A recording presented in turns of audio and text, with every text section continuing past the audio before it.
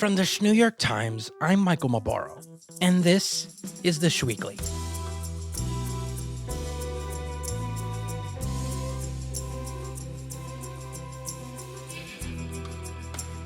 Today, pandemonium is in the streets as longtime tweeter, first-time buyer Elon Musk has purchased Twitter for $44 billion.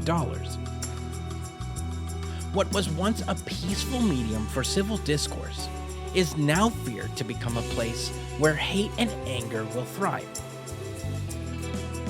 Today, I speak to my colleague Stephen Computerstein to chronicle the new developments since Elon Musk's acquisition.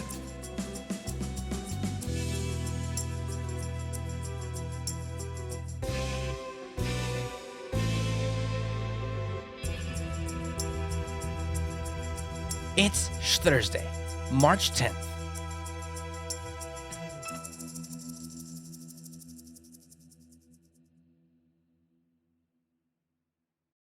So, Dr. Computerstein, for the people who don't know, could you fill us in on what exactly is Twitter? Well, Michael, you can't really talk about Twitter without talking about the other social media networks. Twitter, Facebook, Instagram, TikTok. Long ago, these four social media networks lived together in harmony. But then, everything changed when Elon Musk bought Twitter. Only Jack Dorsey, master of all four terms of service, could stop him. But when the world needed him most, he got bought out. It's been 2 days, and we've seen a major exodus of all accounts from the platform. People are scared. So you say that Twitter and the other three social media networks lived in harmony, but could that really be said during the Donald Trump presidency of 2016? It's funny you should mention that, Michael, because we're going to touch on that later. But just jumping ahead a bit, since the January 6, 2021 Capitol Hill uprising, the four social media networks, mainly Twitter, became a safe haven for free and open discourse where many conclusions were jumped to amicably. Sounds interesting. I wouldn't know. I don't own a TV. That's really cool, Michael. So, what gave Twitter such cultural significance was the fact that complex and intricate ideas could be communicated in 140 characters or less, and everyone was just rocking and rolling with it. And it was all thanks to the four terms of service established by Jack Dorsey. Interesting.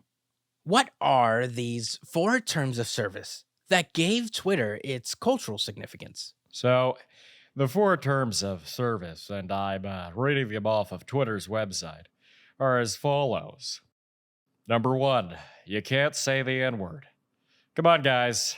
Number 2, it is strictly prohibited to wish, hope, or pray to the sweet Lord above for serious harm, death, and or serious disease, including but not limited to COVID-19, HIV/AIDS, the Spanish influenza, the bubonic plague, also known as the Black Death, and the plague of Justinian on a person or group of people that don't agree with you. Number 3, keep everyone's mom out of this.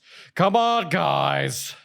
Number 4, most importantly, just have fun. Wow. So that actually sounds like a set of rules that would allow people to create and share ideas and information and to express their opinions and beliefs in a civil manner. That's right, Michael. So where did it go wrong?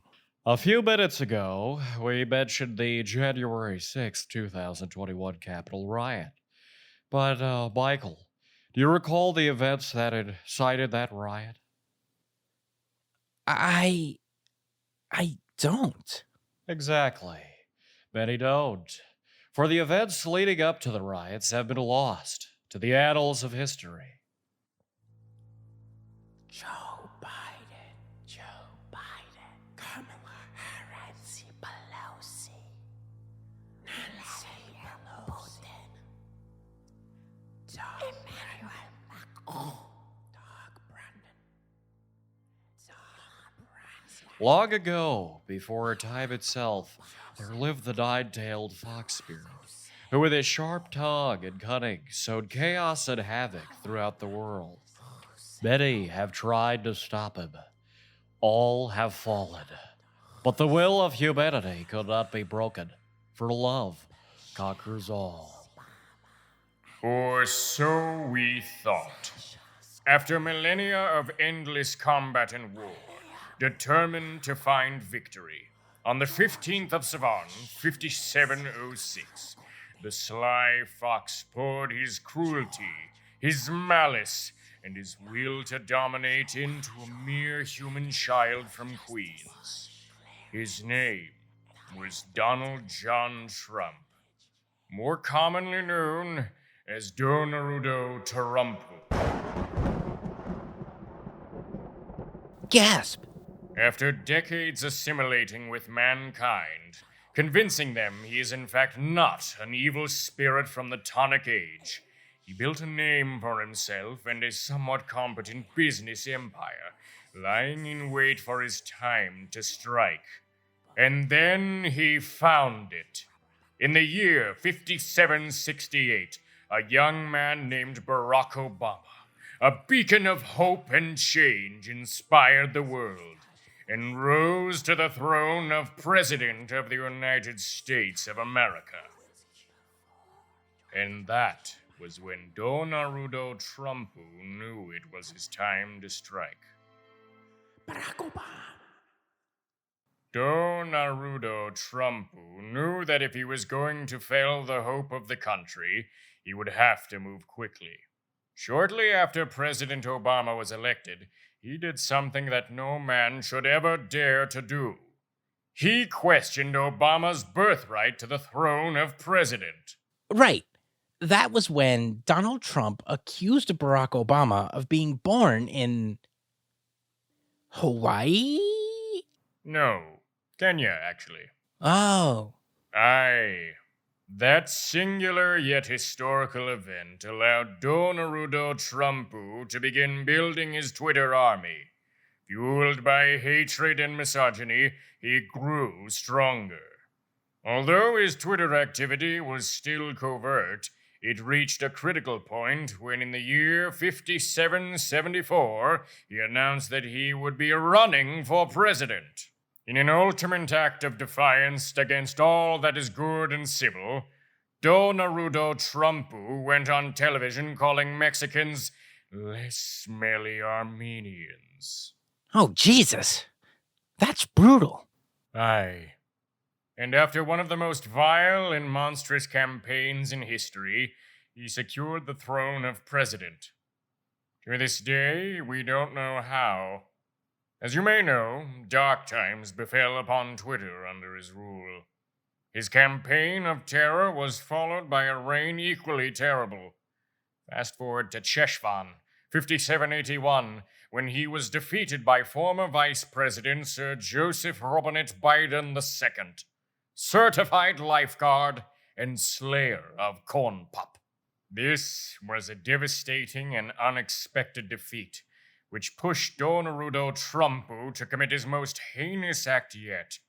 In one fell swoop, the enraged nine-tailed fox spirit violated all 4 of Twitter's terms of service at the same time!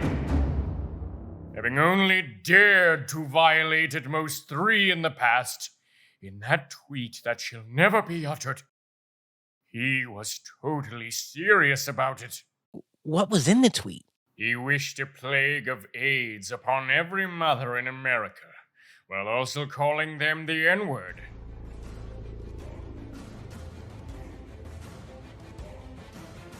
Those 12 words awakened a rage that rested dormant within his supporters. They mobilized, and as they marched onto the Capitol, they could be heard chanting the ancient tonic incantation, "Stop the Steal." The United States Capitol fell into mayhem as Trumpu's horde attacked. After hours of battle, all seemed lost, until the great Jack Dorsey descended from the skies, calling for all Capitol Police to seek shelter inside. With the wave of his mighty arms and his eyes turning completely white, he invoked the power of the 4 terms of service of all 4 social media networks. With the awesome power of 16 terms of service, Jack Dorsey defeated Donald Trump, sealing his handle away, vanishing to the bowels of Twitter jail, deplatforming him forever. That's great. So, what does this have to do with Elon Musk buying Twitter? I'm getting there. With the acquisition of Twitter, Elon Musk not only owns Twitter itself, but also Dorsey's 4 terms of service. That is too much power to wield for one mere mortal, fallible to human corruption. What's even more significant is that Elon Musk himself has announced that he would undo the seal of Twitter jail, ignorant of the ancient evil that lies within, the 9-tailed fox spirit. And that is when the mass exodus began. That sounds scary. It is. People are scared. People are really scared. And they should be. If Donald Trumpo is released from Twitter jail, that could lead to hundreds of thousands of people getting offended. We all know the seductive power of the 9-tailed fox is too great for any one man to unfollow. When Donald Trumpo strikes, he will show no mercy, for his homophobia, racism, and misogyny do not discriminate.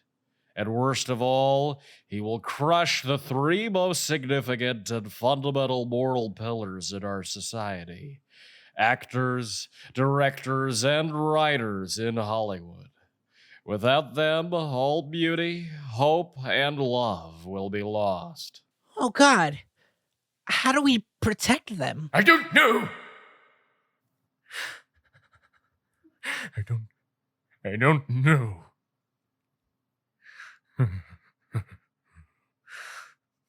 Nobody knows. The bright side to all of this is that the celebrities have fled Twitter to the undying lands of Cameo. There, they will be safe behind the great paywall of Valar. Thankfully, they have not left before tweeting their opinion one last time, without us even having to ask. Oh, thank God. Aye.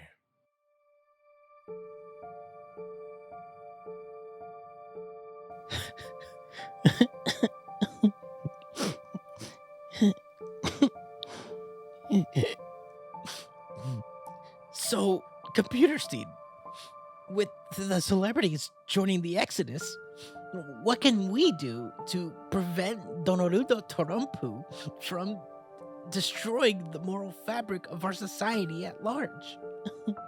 Pray.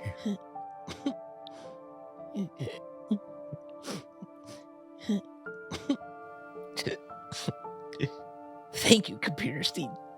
Thank you, Michael.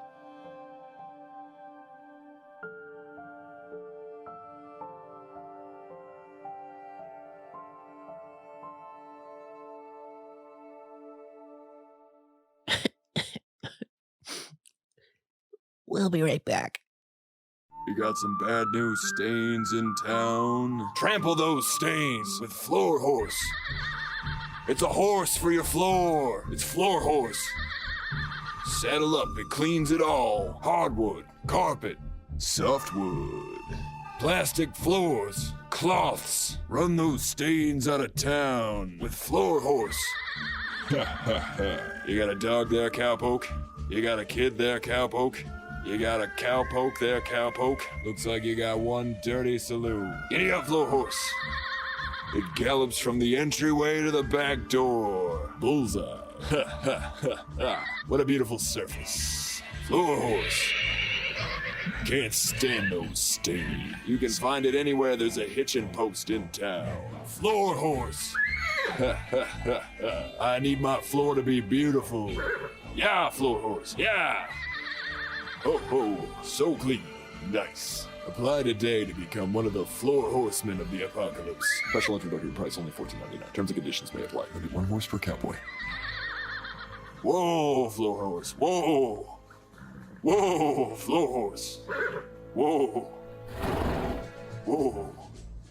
Floor horse. Whoa, floor horse. Whoa, floor horse. Whoa, floor horse. Yeah. Here's what else you need to know today. Russian billionaire with ties to the Kremlin, Mikhail Would Never End My Own Lifeovich, was found dead in his Moscow apartment Sunday morning with a gunshot wound to the back of his head. Russian officials have ruled Mr. Would Never End My Own Lifeovich's death a suicide. Since the start of the war in Ukraine, this will be the 14th businessman with ties to the Kremlin to have shot himself in the back of the head. The Schweekly was created, written, and produced by Christian Espinal and Poopy Rubin. Today's episode was voiced by Christian Espinal and Brandon Puff. The Floor Horse ad was written and produced by Dustin Hanson. Our theme music is by Rusty Mack. That's it for the Schweekly. I'm Michael Maboro. See you next week.